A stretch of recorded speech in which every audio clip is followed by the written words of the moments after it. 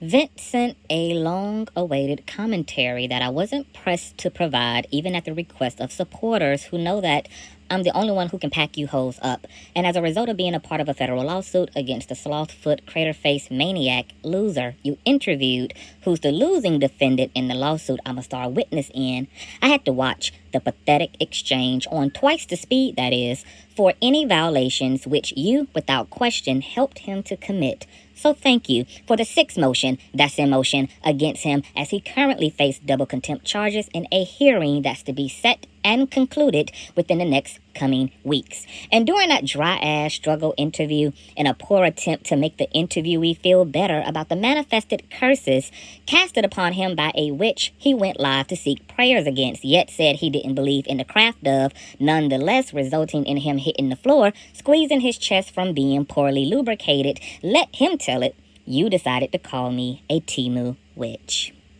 Vincent. You would know all about Temu when you left all that foreign makeshift shit you gorilla glued to that woman's walls as a background for a stuck-ass YouTube channel set back in Atlanta. And that's after you claimed to help build another nigga's channel and can't even successfully stack a clump of Legos of your damn own. Girl, make it make sense.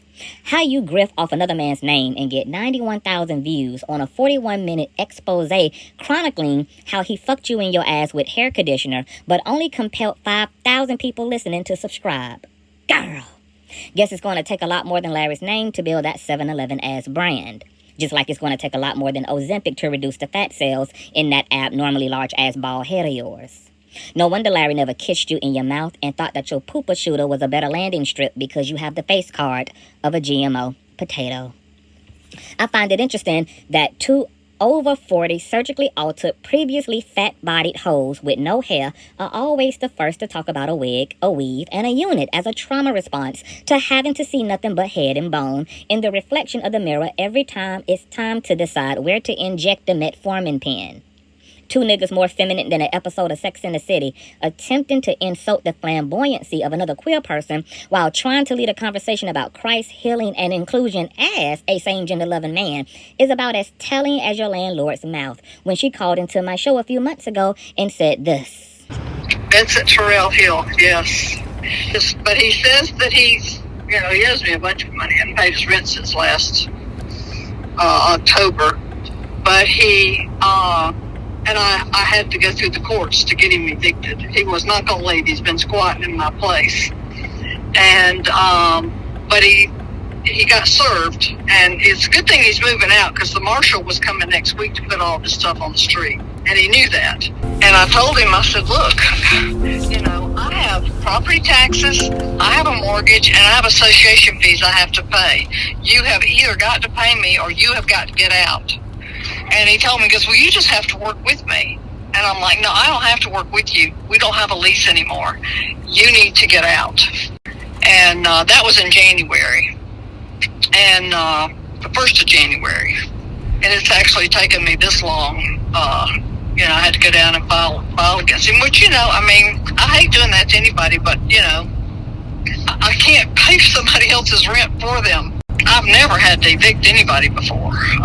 But apparently he had a bankruptcy on his record. I told the real estate agent I really didn't want to rent to him because he had that bankruptcy. So he still owes me about $8,000, which I'll never see. I just want to get him out as quickly as I can. I told him under no uncertain terms was he to paint those cabinets, and he did it anyway. So he does not have a deposit to go against any of these charges. Now, oops. I thought an over 40-year-old bitch with half of his apartment in the local dumpster hot telling it back home to his parents' house in the back of an Uber had said something. Now, Larry said his spirit is in you because of all of the raw semen that was lodged into your asshole during your time as the babysitter. But considering that you lost the key to the city and your duplex, I'ma assume that was just straight nut he shot into your ass because the spirit that's in him got him living in a 45,000 square foot home previously owned by Cardi B while you on a military cot in your parents' garage in North Carolina, ho. Tell Shirley I said hi. Now, don't be mad at me because you spent 16 years sucking the dick of a multi-millionaire every third Sunday without securing a planner bag nor a U-Haul, bitch. I see that you upset because I played my cards wiser and on my feet rather than on my knees like yourself. It's so interesting you attempted to play the victim to a religious narcissist, as you categorized it, while saying in the same deep-throating ass breath that you were someone who had your own mind, who could not be controlled, and did all the wild and abominable things you desired to do, including use drugs and bleed out anal blood all over the bathhouse floors of Atlanta's brothels, because that's who you in fact actually are. At least that's what you told me in the recordings during your time finding yourself in Atlanta while working for T.S. Madison. The only reason I ain't published that particular recorded call is because you disclosed something about your blood that ain't my story to tell. And being that I'm more saved than you ever could be, even though you don't deserve any more of a face covering than you feel Larry does, in all of your unraveling, I'm still a lot better of a human being. Talking about you knew something was up with Levantre's allegations because he knew about Reid's underwear fetish like you did. Girl, how you call Reid taking both of you homeless hoes to Walmart to buy y'all drawers because y'all were living from pillar to post in Huggies Pampers as Reid having a underwear fetish, bitch? You forgot. You already told us the real origin story about how Reid took all y'all broke, dizzy ass hoes in from out of the underpasses of North Carolina freeways and had to build you hoes up from scratch from the drawers to the fresh bowl of noodles on the kitchen table prior to you hoes plucking grasshoppers off payphones for dinner. If Reid had Levantre spin around in his underwear, it was to make sure he ain't have skid marks on them motherfuckers, since he was known to leave ass crack streaks all over the shower head and toilet bowl ho. You forgot the whole church already had done spilled all the damn tea in Larry's Patreon last year, cause everybody had to put extra plastic on their toilet seats when that delinquent nigga came over to play. Now, in your expose, you wanted to apologize to Lisa for fucking her off-season husband while she was in a room down the hall. But what you should have been doing is apologizing to the little traumatized 12-year-old sexually repressed cotton-picking country boy who grew up to be a grown-ass man thinking it was kosher and sanitary to slob on the knob of a corn on the cob that had been going into another human being's open genitals since they were teenagers. And here it was, you were swallowing down vaginal DNA vibrating off the dick of a divorced man still cohabitating and co-parenting with his ex-wife, all in the Lord's name. Lord! You publicly admitted that Larry was correct when he said he never told you he loved you, nor kissed you in your mouth, nor expressed a desire to be romantically involved with you. But you opened your video with you and Larry were involved in a sexual and sensual relationship for 16 years, only to have been compelled to admit the truth that you were nothing more than a glorified cum bucket with a crack problem in and out of the mental asylums of the South. Girl! If you don't sit your bad back, crooked tooth, mouth chattering ass down and find you some sustainable employment outside of a struggling Google AdSense revenue of an irrelevant YouTube channel that couldn't even follow up its biggest debut with an even better self-titled album. It's fascinating you pulled out tarot cards to read the future of another loose-skinned bald heathen who can't decide whether he dehydrated or just plain old thirsty. But you couldn't see your eviction and the end results of them bounced checks you were using to purchase groceries with in the future of them same cards. At least, if I am a Temu witch, I'm an accurate one, while AliExpress has yet to clear and ship your flying broom, ho.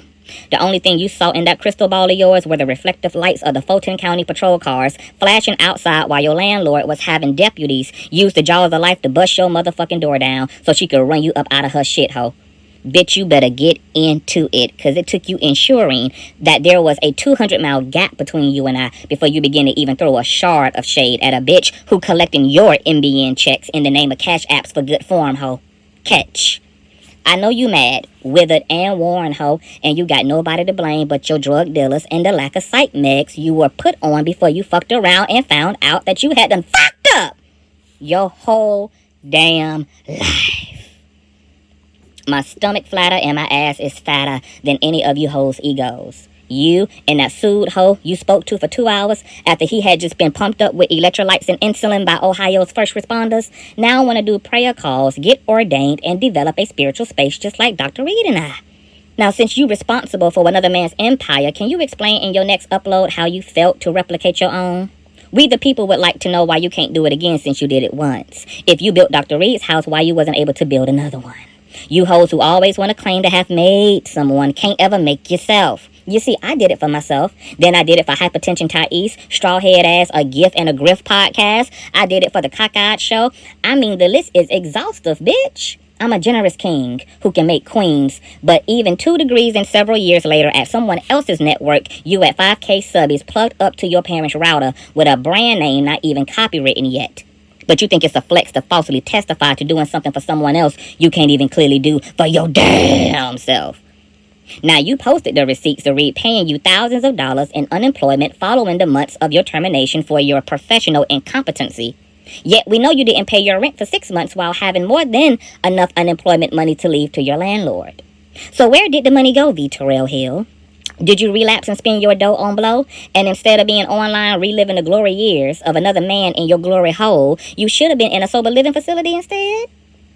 Now you home freeloading off your elderly parents' crib, eating mayonnaise sandwiches and drinking sugar water, talking about a safe place with V. Terrill Hill. No, bitch. It's a safe place at V. Terrill's parents' home. Now keep that mouth warm and keep that throat wide as it had been for 16 years with Larry's dick in it. Because honestly, it's probably going to be the only saving grace and sustainability you're going to have going forward. Good luck, bitch.